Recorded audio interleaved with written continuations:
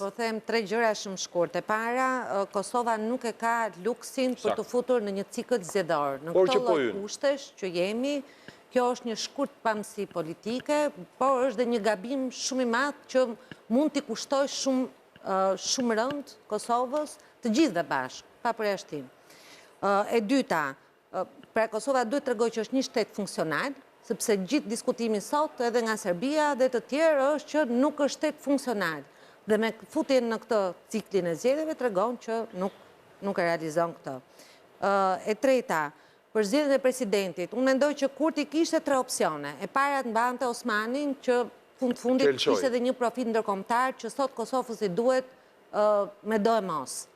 E dyta, opsioni i dytë ishte që ta ndërtonte konsensusi rreth një figure që mund ta ndërtojë ai, ta prezantojë ai, por ama e di që është e gjithë pranuar. Dhe e treta ishte t'ia lindte opozitës. Pra të gjithë procesin unë mendoj që e ka dhe përgjegjësinë kryesore e ka vetë Kurti dhe i kishte të 3 mënyra se si mund ta ndërtonte këtë proces në mënyrë të suksesshme që në sa duket s'po e bën. Okej. Kuko? Unë nuk mund të komentoj politikën e brendshme, po me kryeministrin Kurti ishim në një panel në Madrid, në Barcelonë, në Internacionalin Socialiste, ku ai foli për një term që mua në fakt më duk shumë interesant. Ai tha, duhet kemi një patriotizëm europian.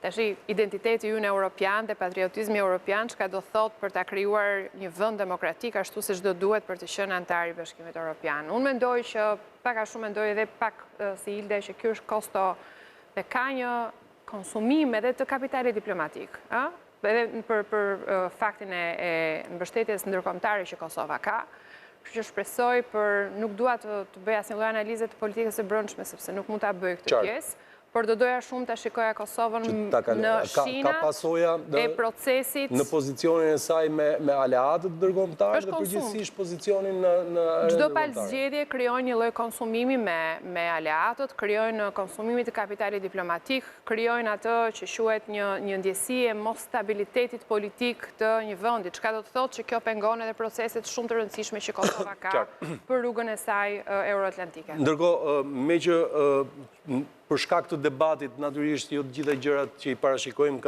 kanë hapësirën e dur për të folur. Po u cek këtu edhe natyrisht në sens kritik. Çi duhet Edi Ramës t'i tregojë Europës se ç'duhet bëjë me Putinin? Unë nuk më duket se i tregoj Europës se ç'duhet bëjë, secili është i lirë të japë mendimin e vet, por unë po kthej mbrapsht një fakt. Ne kemi patur një këshill që quhej Këshilli NATO-Rusi. Dhe gjithashtu kemi patur një dialog shumë të fortë mes Bashkimit Evropian dhe Rusi. Që në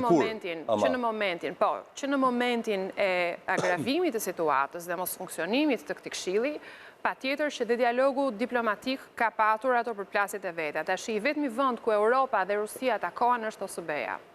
Vetmi organizat në të cilën dhe Amerika dhe Rusia janë antarë është OSBE-ja. Duhen shfrytzuar ato që quhen political talk shops, pra vendet ku diskutohet politikisht për çështje të cilat janë shumë të rëndësishme, jo vetëm në nivel politik, por edhe në nivele teknike, për sa i përket negociatave të vogla, për sa i përket zonave e tjera. Kështu që unë mendoj që përtej cinizmit që ne mund të kemi dhe këtij ndjesisë që jemi një vend i vogël për të dhënë mendime të mëdha, ky mendim qëndron, sepse në fund të ditës diplomacia është e vetmja zgjidhje për konflikte. Lufta nuk i zgjidh asnjëherë. Ju falenderoj për bisedën, juve që na ndoqët, do të rishihemi përsëri të hënën në orën 20:30. Deri atëherë ju uroj të gjithëve një fundjavë të mbar. Mirupafshim.